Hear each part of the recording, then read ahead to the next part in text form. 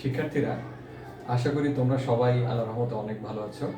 আমি SMZ ইমরান হাসান, প্রভাষক, অর্থনীতি বিভাগ, মোহাম্মদপুর কেন্দ্রীয় কলেজ, ঢাকা।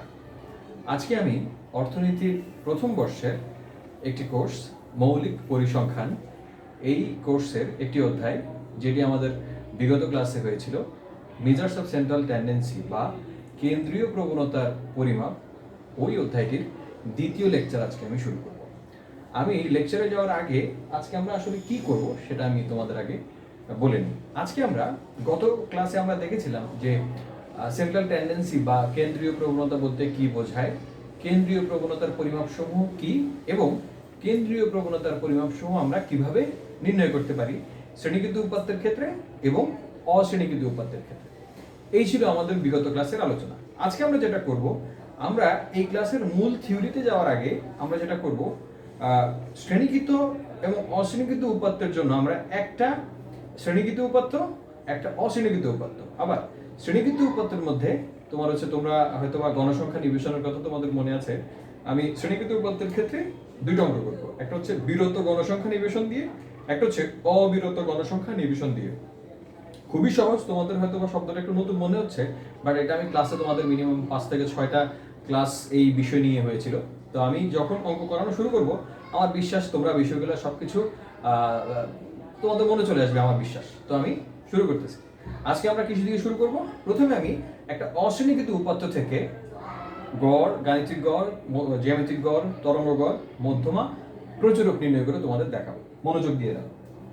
আচ্ছা, আমি আমার মাথা থেকে যা আসবে তাই, আমার কাছে কোনো বই নেই, আমি জাস্ট হচ্ছে তোমার আমার মন মতো আর কি সংখ্যাগুলো দিয়ে প্রথম অঙ্কটা করতেছি। দেখো, লিখলাম নিম্নের উপাত্ত হতে, নিম্নের উপাত্ত হতে গাণিতিক গড়, জ্যামিতিক গড়, তরঙ্গ গড়, মধ্যমা ও প্রচুরক নির্ণয় করো। কি লিখলাম? নিম্নের উপাত্ত হতে গাণিতিক গড়, জ্যামিতিক গড় ও মধ্যমা, গাণিতিক গড়, জ্যামিতিক গড়, তরঙ্গ গড়, মধ্যমা ও প্রচুরক নির্ণয় করো। আসলে একদম সহজ, বুঝছো? এই অধ্যায়ের যে অঙ্কগুলো আছে পরীক্ষাতে নিশ্চিতভাবে এখান থেকে একটা বড় প্রশ্ন আসবে কনফার্ম, একটা সংক্ষিপ্ত প্রশ্ন আসবে কনফার্ম, এবং 1 মার্কসের প্রশ্ন আসবে কনফার্ম। মানে মোটামুটি ধরে নাও এখান থেকে 15 মার্কসের প্রশ্ন আসবেই, নিশ্চিত। আচ্ছা, এখন আমরা কাল্পনিক তথ্য দেই। দেখো, 10, 5, 8, 7, 10, 9, 6, 3, 10,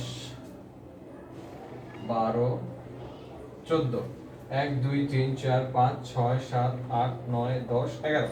আচ্ছা থাক, আমরা এই 11টা তথ্য থেকে আমরা হচ্ছে এখন তোমার গাণিতিক গড়, জ্যামিতিক গড়, তরঙ্গ গড়, মধ্যমা, প্রচুরক নির্ণয় করব। কিভাবে নির্ণয় করব? দেখো, প্রথমে আমি বের করব হচ্ছে তোমার গাণিতিক গড়। তা আমরা ফার্স্টে এগুলোকে আমরা বলতেছি হচ্ছে x, প্রত্যেকটা হচ্ছে এক একটা x। লিখি x, 10, 5, 8, 7, 10, 9, একটু মুছি, তোমার তো মনেই থাকবে কি কি বের করতে হবে। আমার জায়গার স্বল্পতা দেখে আমি এই প্রশ্নটা উপর দিয়ে লিখে দিই। 10, 5, 8, 7, 10, 9, 6, 3, 10, 12, 15। ওকে, দেখো আমি এখন এগুলোকে আমরা বলছি হচ্ছে প্রত্যেকটা এক একটা x। x লিখি আমি 10, 5, 8, 7, 10, 9, 6, 3, 10, 12, 15। ওকে, তো এখন প্রত্যেকটা x আমরা জানি অশ্রেণীকৃত উপাত্তের ক্ষেত্রে গাণিতিক গড় হচ্ছে, আমরা জানি যে x bar equal to summation x divided by ছোট হাতের n, মানে x এর যোগফল ভাগ হচ্ছে n। কতগুলো আছে এখানে দেখো, 1, 2, 3, 4, 5 6 7 8 9 10 11 n হচ্ছে এখানে 11টা, কারণ এখানে 11টা x দেওয়া আছে। আগে আমি লিখে ফেলি n এর মান 11, আর সামেশন x কি, x এর যোগফল। 10 5 15, 15 8 23, 23 7 30, 30 40 49 55 3 58, 58 10 68, 68 আর 12 তোমার হচ্ছে 68 আর 12 80, 80 আর 15 95। আরেকবার করি, 15 8 23, 23 7 30, 30 10 40 49 55 58 68 80 95। ঠিক আছে, তাহলে সামেশন x এর মান হচ্ছে 95। এখন আমরা 95 দেখি, 95 ভাগ 11 কত আসে, 8.64। তার মানে আমাদের গাণিতিক গড় হচ্ছে 8.64। এই হচ্ছে গাণিতিক গড়, শেষ। খুব সহজ, আমার মনে হয় বিষয়টা তোমরা পরিষ্কার। আমি কি করলাম, প্রত্যেকটা x এর মানগুলোকে আমি যোগ করলাম, যোগ করার পরে আমি কি করলাম, টোটাল যে তথ্য সংখ্যা এখানে আছে 11টা, 11 দিয়ে আমি হচ্ছে 95কে ভাগ করলাম, আমি পেয়ে গেলাম হচ্ছে আমার কাঙ্ক্ষিত গাণিতিক গড়। এখন আমি যেটা দেখাবো সেটা হচ্ছে কিভাবে আমরা এই তথ্য থেকে জ্যামিতিক গড় বের করব। খুব কঠিন মনে হচ্ছে? আরে কিছুই না, দেখো জ্যামিতিক গড় কিভাবে বের করবো তুমি। আচ্ছা, এটা আগে দেখে নাও।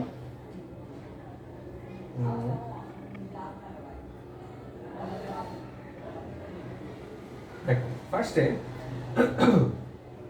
আমরা জ্যামিতিক গড় বের করার জন্য আমরা লগ ইউজ করব তোমাদের জন্য, তাহলে এটা সুবিধা হবে। দেখো x আছে না, আমরা log x বের করি। ক্যালকুলেটর নিবা, দেখো এখানে লগ বাটন আছে। লগ হচ্ছে তোমার, লগ বাটনটা কোথায়, এই যে লগ। আমি একটু ক্যালকুলেটর সামনে নিয়ে দেখাই। দেখো এই যে দেখো ক্যালকুলেটর দেখতে পাচ্ছ তো, এই যে দেখো ক্যালকুলেটরের ভেতরে একটা বাটন আছে, দেখো এই যে লগ, এই যে তোমার হচ্ছে এই যে লগ, দেখছো এই বাটনটাকে বলে লগ বাটন। লগ দিলাম চাপ, আমার মনে হয় তোমরা দেখতে পাইছো। আবার দেখো এই যে লগ, দেখছো আমার আঙ্গুলটা কোথায় আছে, এটা হচ্ছে লগ বাটন, এটা চাপ দিবা। ঠিক আছে, এখন আমরা লগ এক্স করব। এক্স এর ভ্যালু কত, 10, কত হয় দেখো 1। লগ 5, লগ 5 মান হচ্ছে 0.69, 0.698। দেখি, মানে লগ দিয়ে তুমি x চাপ দিবা 0.699। এরপর লগ 8 কত আসে, 0.903, 0.903। Log 9, log 7 0.85, log 10 1, log 9 0.95, log 6 0.78, log তোমার হচ্ছে 3 0.48। আমি কি করছি বলো তো, আমি এখন যেটা করতেছি সেটা x আছে না, আমরা x কে আমি লগ দিয়ে, এই যে ক্যালকুলেটরের লগ আর x চাপ দিচ্ছি, লগ চাপ দিয়ে x যে কোনোটা দিলে তোমার হচ্ছে একটা ভ্যালু এখানে শো করবে, সেই ভ্যালুগুলো আমি এখানে লিখতেছি। মনোযোগ দিয়ে দেখো, তারপরে লগ 10 1, লগ 12 ভ্যালু হচ্ছে 1.08, 1.08, log 15 that is 1.18। এই যে আমি যে ভ্যালুগুলো পাইলাম না, এই ভ্যালুগুলো এখন আমি তোমার হচ্ছে যোগ করব। দেখো 1 plus 0.699 plus 0.903 plus 0.85 plus 1 plus 0.95 plus 0.78 plus 0.48 plus 1 plus 1.08 plus 1.18। সবগুলো log x আমি যোগ করলাম, আমি পেলাম হচ্ছে 9.922, 9.922। আমি এটা মনে মনে এটা লিখে দিই। আমরা জানি gm সমান সমান nt log bracket 1/n summation log xi। এখানে দেখো আমরা nt log এখন আমরা দেখাইনি তোমাকে, এন এর মান হচ্ছে 11 আর log summation log x i আমরা পাইলাম কত 9.922 সামেশন লগ এক্স। তাহলে আমরা এখন এখানে যদি তোমার এটা 1 এর পরিবর্তে যদি এটা লিখে দিই 9.922 আমরা ভাগ করে ফেলি এনটি লগ, সূত্রটা কিন্তু আমি এর আগের দিন দেখিয়েছি এই জন্য আর আমি সূত্র নিয়ে খুব বেশি কথা বললাম না। 0.902 এইবার যেটা করবা সেটা হচ্ছে ক্যালকুলেটরের মধ্যে তোমরা শিফট লগ চাপ দেওয়ার পরে শিফট লগ চাপ দিলেই যেটা পাওয়া যাবে সেটাই হচ্ছে এন্টিলগ। এন্টিলগ লেখা শো করবে না, shift plus log that is known as antilog. এখন আমি তোমার হচ্ছে 0.902 দিলাম, এই যে ভ্যালু আসছে 7.9798। Okay, this is our geometric mean বা জ্যামিতিক গড়। আরেকবার বলি শোনো, ফার্স্টে আমরা কি করলাম log x x into log, প্রত্যেকটাকে log x মানে log 10 log 5 log 8 আমরা একটা একটা ভ্যালু পেয়েছি, সেই ভ্যালুগুলোকে আমরা সাম করছি, পাইছি হচ্ছে সামেশন log x। দেন আমরা কি করলাম সূত্রটা লিখলাম gm সমান সমান antilog bracket 1/n summation log xi। আমরা জানি এই অঙ্কে n হচ্ছে 11 আর তোমার হচ্ছে এখানে আমরা দেখলাম সামেশন log x এর মান হচ্ছে 9.922। তোমরা যদি এটা সাম করো এটাই পাবে। আর এন্টিলগ হচ্ছে তোমার এটাকে যখন আমরা ভাগ করলাম এটা পাইলাম। দেন আমি এন্টিলগ মানে হচ্ছে শিফট প্লাস লগ, শিফট আর লগ, শিফট চেপে লগ চাপ দিলে যেটা পাবো সেটা হচ্ছে এন্টিলগ। এরপর আমি শিফট লগ চেপে 0.902 বসালাম, দেন আমি তোমার হচ্ছে 7.9 এর ভ্যালুটা পাইছি। এইটা আমাদের জ্যামিতিক গড়, ঠিক আছে? ওকে, এখন আমরা দেখবো হচ্ছে কিভাবে আমরা তরঙ্গ গড় বের করব। মনোযোগ দিয়ে দেখো, আমার মনে হয় এতক্ষণ তোমরা গাণিতিক গড় এবং জ্যামিতিক গড় আমরা কিভাবে অশ্রেণীকৃত উপাত্তের ক্ষেত্রে বের করতে পারি তোমাদের আমার বিশ্বাস মোটামুটি ভালোই ধারণা চলে আসছে। আমি কি বোঝাতে পারলাম? আচ্ছা, আমার মনে হয় তোমরা বিষয়টা মোটামুটি পরিষ্কার।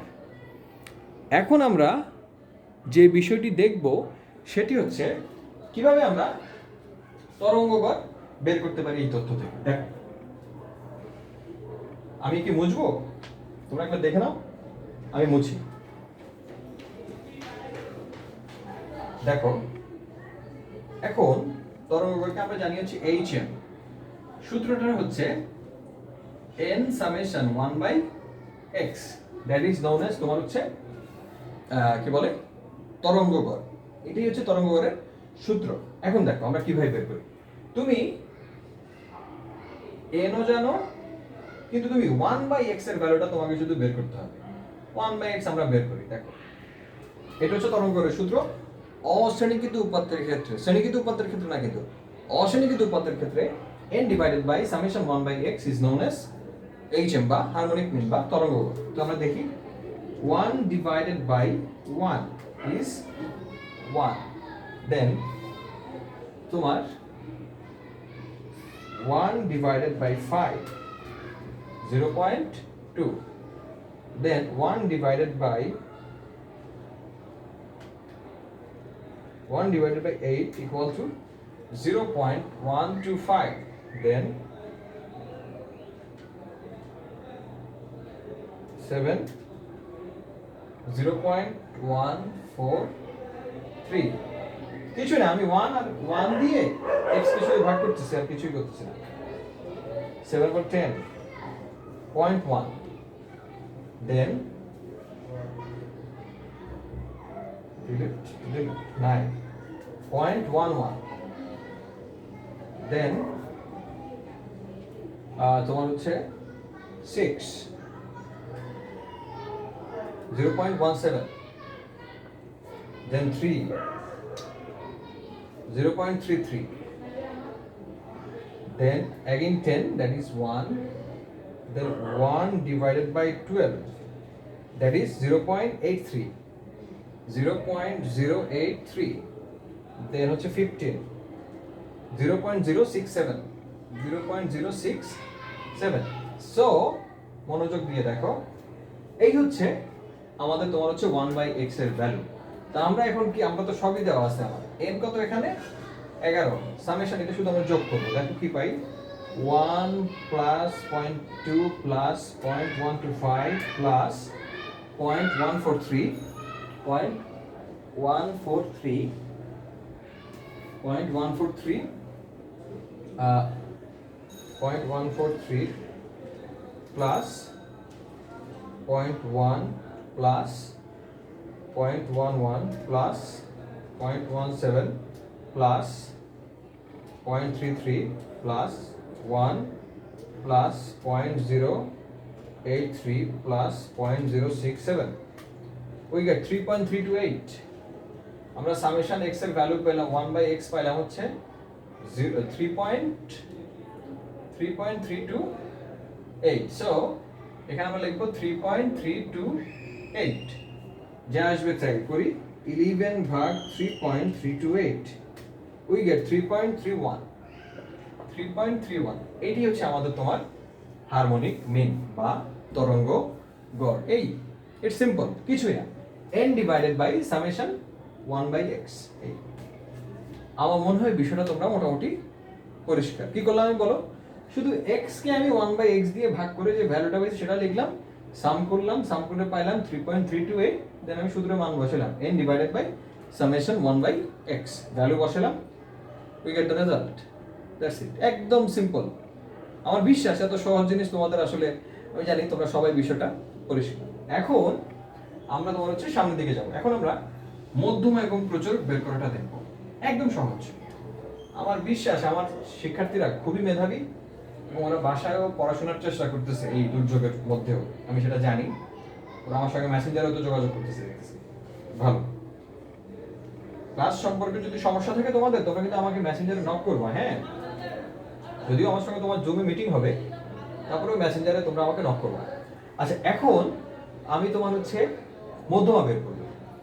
আচ্ছা, আগে বলো তো, তোমাদের মনে আছে তো n যদি বেজোড় হয় তাহলে মধ্যমা আমরা কিভাবে নির্ণয় করব বলো তো? আচ্ছা, আমি তো শোনার কোনো সিস্টেম নাই, আমি বলি n যদি বেজোড় হয় আমরা লিখি কি, মধ্যমা, দেখো n যদি বেজোড় হয় তবে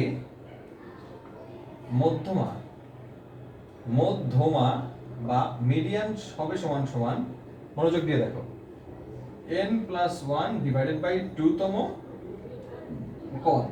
এখন প্রশ্ন হচ্ছে, যখন তুমি উপাত্ত পাবা, কোন উপাত্ত পেলে মধ্যমা নির্ণয় করার সময় তোমাকে অবশ্যই বড় থেকে ছোট আকারে সাজাতে হবে অথবা ছোট থেকে বড় আকারে সাজাতে হবে। আমরা ধরো যে আমরা ছোট থেকে বড় আকারেই সাজাই, এটা আমার সুবিধার জন্য, এটা আগে করলে ভালো হতো, বাট যেহেতু করিনি এখন করে নিচ্ছি।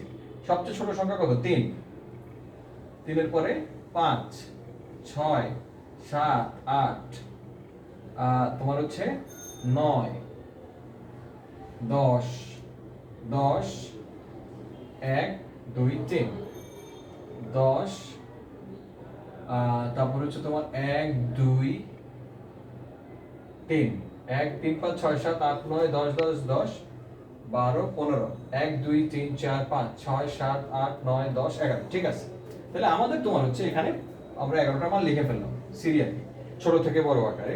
তো আমাদের এখানে n হচ্ছে বেজোড়, তাহলে কততম পদ হবে মধ্যমা? দেখো n এর মান হচ্ছে 11, তাই তো, প্লাস 1 ডিভাইডেড বাই 2 তম পদ, তার মানে 12/2 ইকুয়াল টু 6 তম পদ।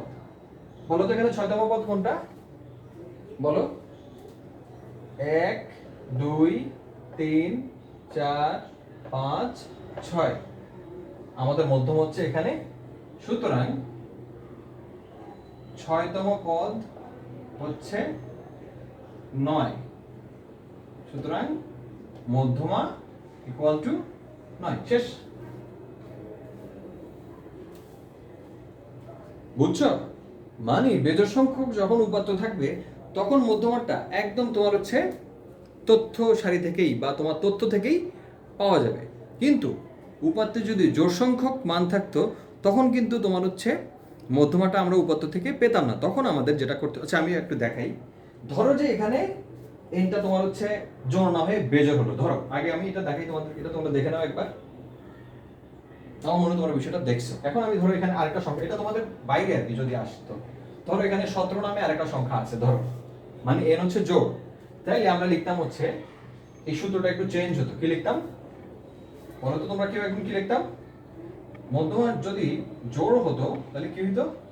তাহলে আমরা লিখতাম হচ্ছে তোমার n/2 তম পদ প্লাস n/2 প্লাস 1 তম পদ ডিভাইডেড বাই 2। বুঝছো? এইটা হচ্ছে তখন আমাদের মধ্যমা হতো, মানে n/2 তম পদ এবং n/2 প্লাস 1 তম পদের গাণিতিক গড়, এভাবে আমরা বের করতাম। বুঝছো?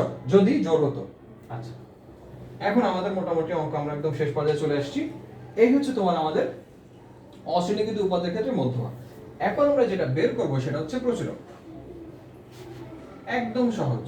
দেখো, আমরা জানি কোন তথ্য সারিতে যে মানটি উপাত্তে সবচেয়ে বেশি সংখ্যক বার থাকে আমরা তাকে বলি হচ্ছে প্রচুরক। তো এখানে সবচেয়ে বেশি বার কি আছে বলো তো? 10, একবার, দুইবার, তিনবার। আর কোনটা কি তিনবার আছে দেখো তো? নাই। তার মানে উল্লেখিত উপাত্তে সবচেয়ে বেশি বার রয়েছে 10, অতএব নির্ণেয় প্রচুরক 10। শেষ অ্যান্সার। এই বুঝছো? একদম সহজ। মানে তোমাদের জন্য এটা ওয়ান কাইন্ড অফ পান্তা ভাতের মতো।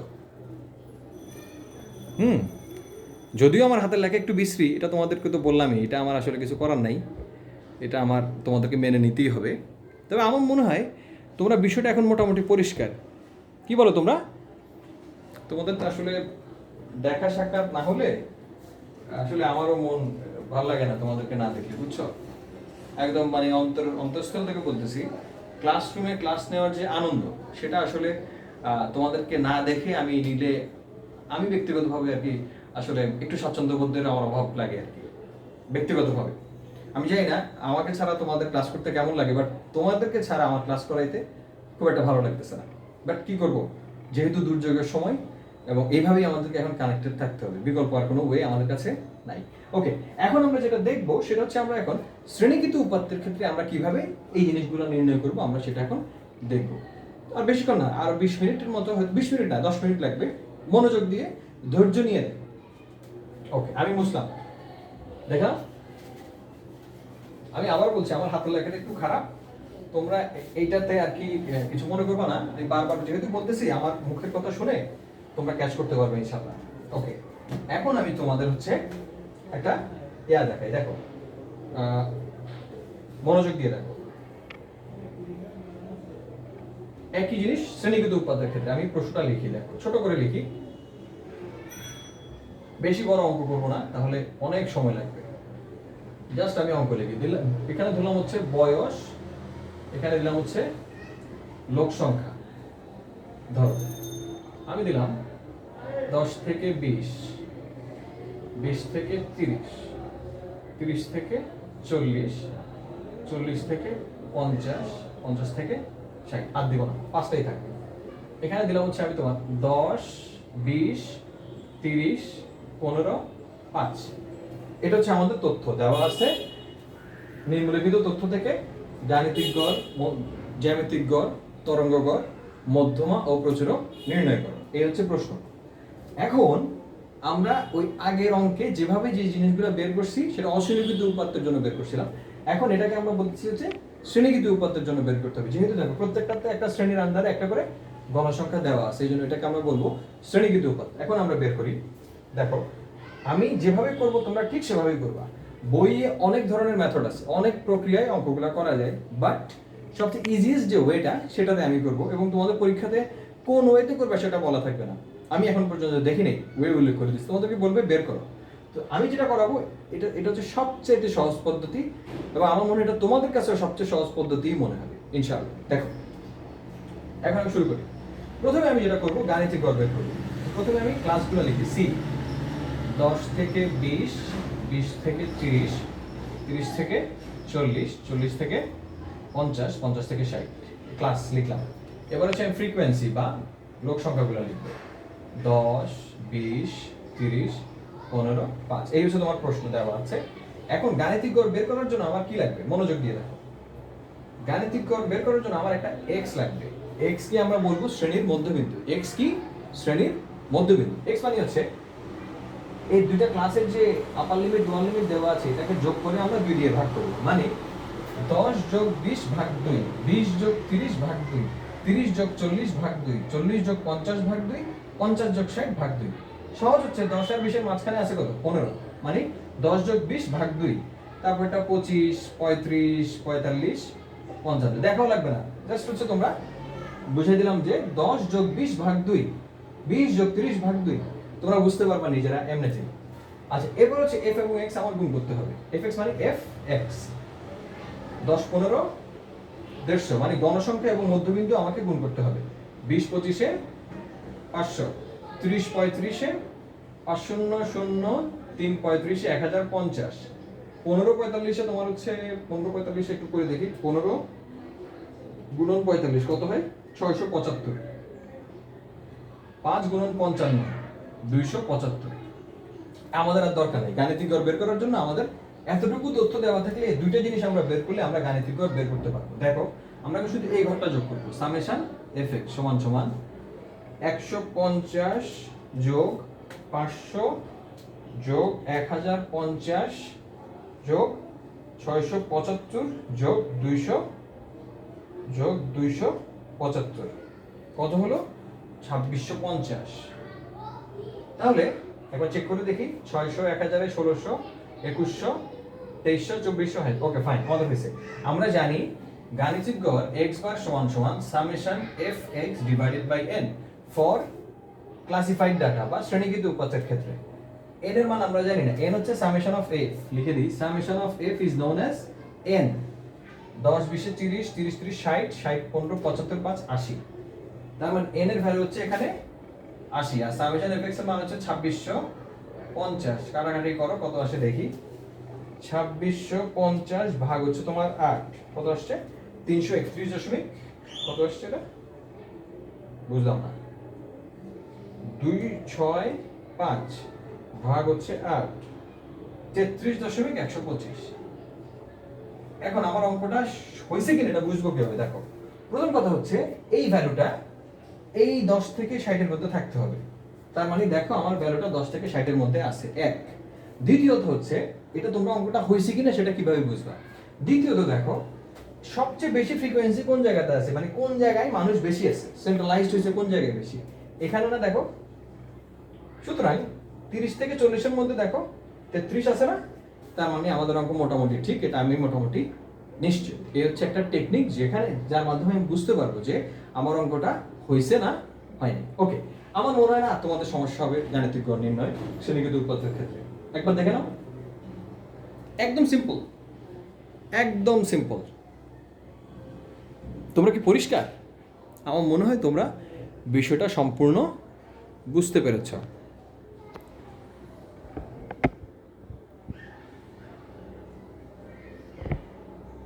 ওকে, এখন আমি তোমাদের দেখাই। তোমরা পরিষ্কার দেখতে পাচ্ছ তো? আমার কিন্তু জানাবা, ঠিক আছে? ওকে, আমি মুছি। এখন আমরা তোমার হচ্ছে জ্যামিতিক গড় বের করব। কিভাবে আমরা জ্যামিতিক গড় বের করব? এই তথ্য থেকে দেখো, জ্যামিতিক গড় বের করতে হবে আমাকে যেটা করতে হবে তোমরা অবশ্যই জেনে গেছো অলরেডি। আমরা একটা log xi বের করব। ফার্স্ট কি বের করব? log xi। log xi কিভাবে বের করে বলো তো? 15 এই যে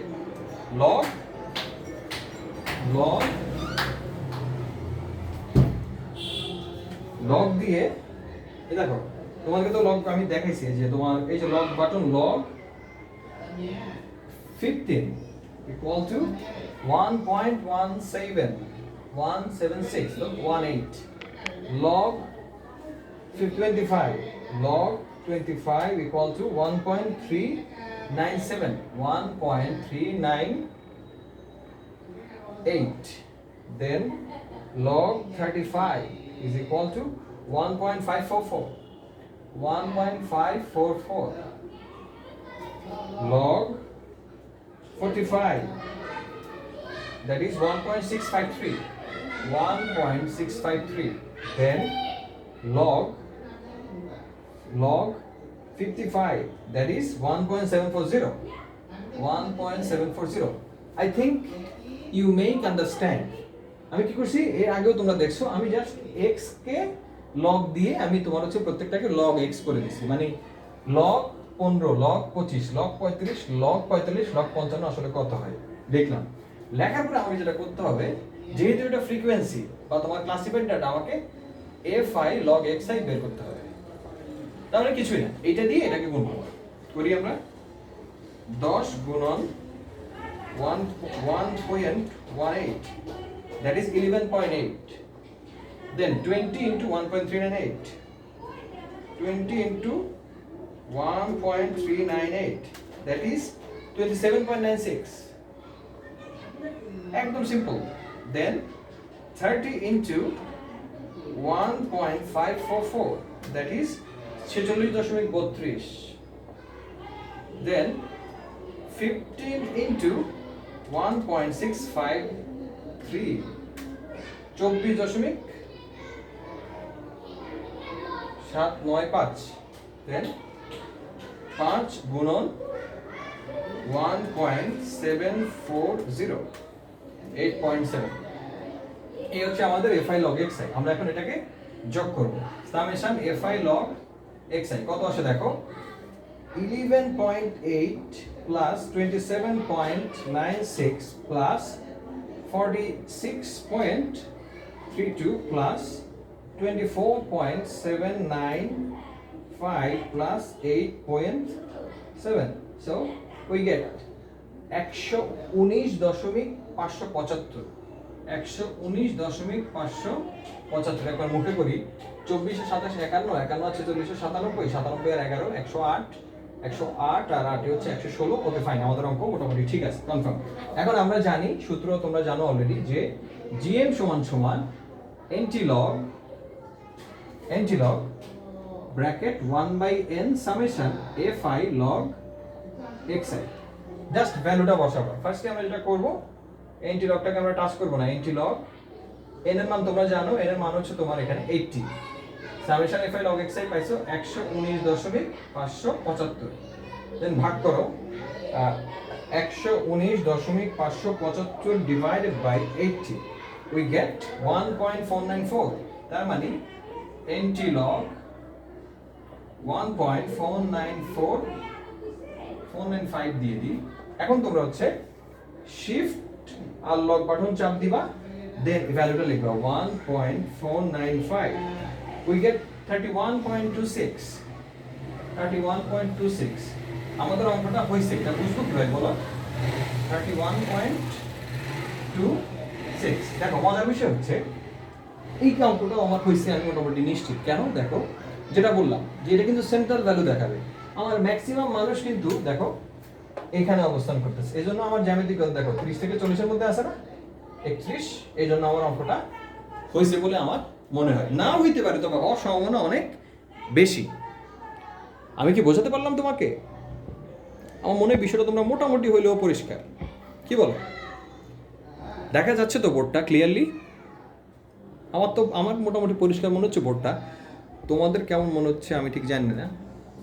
ওকে আমি এখন তোমাদেরকে আমার মনে হয় বিষয়টা আরেকবার দেখে নাও আমি মুছে দিব হাতের লেখা বাজে কিছু করার নাই এটা তোমরা একটু কষ্ট করে বুঝে নেবে আমি জানি। ওকে এখন আমরা বের করবো হচ্ছে তরঙ্গগড় বা হারমোনিক মিন। দেখো হারমোনিক মিনের ক্ষেত্রে আমাদের যেটা লাগবে সেটা হচ্ছে একটা ঘর শুধু লাগবে এগুলা কিছুই লাগবে না তোমরা দেখতে পাচ্ছ কিন্তু আমি কখন কিসের জন্য কি করতেছি এটা দেখাই হচ্ছে মূল fi ডিভাইডেড বাই xi এটা আমাদের জন্য লাগবে। দেখো এখানে আমার fi হচ্ছে 10 আর xi হচ্ছে মনে করো 15 তাহলে কত হলো 0.67 ওকে দেন base divided by 25 base divided by 25 that is 0.8 then 30 divided by 35 that is 0.86 then 15 divided by 45 so we get 0.33 then 5 divided by 55 we get 0.090 so আমরা এখন জাস্ট এটা যোগ করব summation fi divided by xi কত হয় দেখো 0.67 plus 0.8 plus 0.86 plus 0.33 plus 0.090 we get 2.75 এখন মনোযোগ দিয়ে দেখো তোমরা 2.75 আমাদের হচ্ছে সামেশন fi xi এর যোগফল। এখন দেখো আমরা কি করি, কিছুই না, একদম সিম্পল। দেখো আমরা জানি hm, এখানে লিখি দেখতে পাও কোএফিশিয়েন্ট দেখতে, hm সমান আমরা জানি উপরে বড় হাতের n নিচে সামেশন fi xi শেষ। n এর মান হচ্ছে এখানে কত 80, সামেশন fi x এর ভ্যালু হচ্ছে 2.75। দেখো আমরা ভাগ করি 80 ডিভাইডেড বাই 2.75 দ্যাট ইজ 29.090। এটাও ঠিক আছে। দেখো 30 থেকে 40 এর খুব কাছাকাছি না, 30 এর থেকে এটা খুব কাছাকাছি না, তার মানে হচ্ছে আমাদের hm এর ভ্যালু হচ্ছে 29.090। একদম সিম্পল। আমার বিশ্বাস তোমরা মোটামুটি বিষয়টা বুঝতে পারছো। ওকে, আমরা একদম ক্লাসের শেষ পর্যায়ে চলে আসছি। এখন আমরা বের করবো তোমার হচ্ছে মধ্যমা এবং প্রচুরক। দেখে নাও পরিষ্কারভাবে, দেখো ক্যালকুলেশনে হয়তোবা দুই একটা ভুল হলেও হতে পারে, বাট ওটা তোমরা ক্যালকুলেশনে দেখে নিবা। বাট সিস্টেম হচ্ছে এটা, বুঝছো? কারণ আমি যেহেতু রান টাইমে করতেছি, মানে আমি এখনই করতেছি অঙ্কটা, কিন্তু তোমার হচ্ছে আমার নিজের অন অঙ্ক, আমি কোনো বই দেখে করি নাই, জাস্ট করার দরকার আমি করছি তোমাদেরকে বোঝানোর জন্য। এই সো এখন আমরা দেখবো হচ্ছে তোমার মধ্যমা। মধ্যমার জন্য আমাদের যেটা করতে হবে সেটা হচ্ছে আমাদের একটা শুধু ভালো, এগুলো কিছু লাগবে না, প্রশ্ন দেওয়া থাকবে আর আমরা শুধু একটা সিএফ বের করবো। সিএফ ক্রমযোজিত গণসংখ্যা, ক্রমযোজিত গণসংখ্যা। সিএফ মানে হচ্ছে ফ্রিকোয়েন্সি, ফার্স্টে লিখলাম 10, দেন 10 যোগ পরের গণসংখ্যা যোগ করতে হবে। ক্রমযোজিত গণসংখ্যা প্রথমটা লিখলাম, দেন 10 যোগ 20 30, দেন 30 যোগ 30 60, দেন 60 যোগ 15 75, দেন 75 যোগ 5 80। মানে যোগ করে লিখতে, এবং লাস্টের যোগফলটা n এর সমান হবে, এটা মাথায় রাখবা। লাস্টের যোগফল যদি n এর সমান না হয় তাহলে তোমরা বুঝবা তোমাদের অঙ্ক সঠিকভাবে ভুল হয়েছে। ওকে, তাহলে মধ্যমার জন্য আমাদের যেটা করতে হবে, তোমরা সূত্রটা সবাই মোটামুটি জানো। আমরা জানি এখানে দেখো n এর মান কত 80, তাহলে n/2 সমান কত বলো তো 80 ডিভাইডেড বাই 2 মানে 40, তাই না? এই 40 এই সংখ্যাটা এই ক্রমযোজিত গণসংখ্যার কোথায় অবস্থান করতেছে বলো তো? 10 এর মধ্যে, 30 এর মধ্যে না 60 এর মধ্যে? 60 এর মধ্যে না? n/2 এর ভ্যালুটা এই 40 আমরা পেলাম, এটা ক্রমযোজিত গণসংখ্যার কোথায় অবস্থান করতেছে? এইখানে না? দেখো তো 60 এর মধ্যে না? তো 60টা কোন শ্রেণীতে আছে দেখো? এই শ্রেণীতে না? 30 থেকে 40 না? সো এটা তোমরা কালকে দেখছো এর আগের দিন, আমি আর এটা ডিটেইলস গেলাম না। আমরা জানি মধ্যমা সমান তোমরা জানো যে মিডিয়ান সমান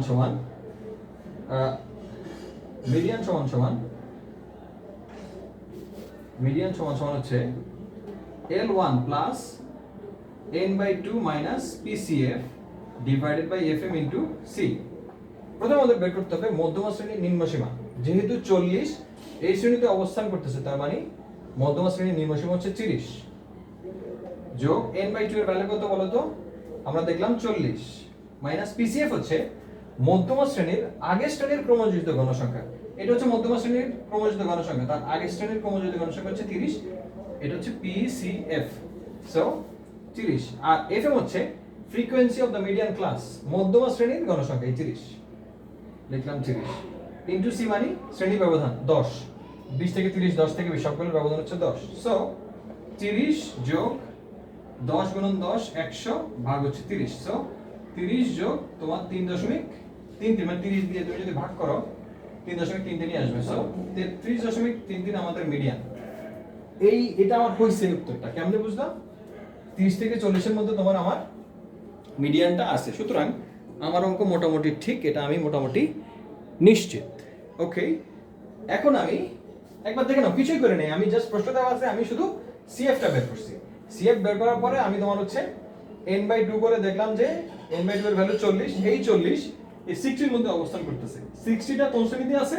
30 থেকে 40 এর মধ্যে আছে। এই জন্য মধ্যমা শ্রেণীর নিম্ন সীমা হবে 30। এই একদম শেষ পর্যায়ে চলে আসছি। এখন আমরা তোমার হচ্ছে প্রচুরক লিখব। প্রচুরকের জন্য আমার কিচ্ছু লাগবে না, শুধু প্রশ্ন দেওয়া থাকলেই প্রচুরক বের করা যায়। দেখো, প্রচুরক সমান সমান আমরা জানি L1 plus delta 1 divided by delta 1 plus delta 2 into C. L1 মানে হচ্ছে, দেখো এখানে সবচেয়ে বেশি গণসংখ্যা কোন জায়গায় আছে? ফ্রিকোয়েন্সি 30 না? এটা কোন শ্রেণীর আন্ডারে? 30 থেকে 40 না? সুতরাং প্রচুরক শ্রেণীর নিম্ন সীমা 30।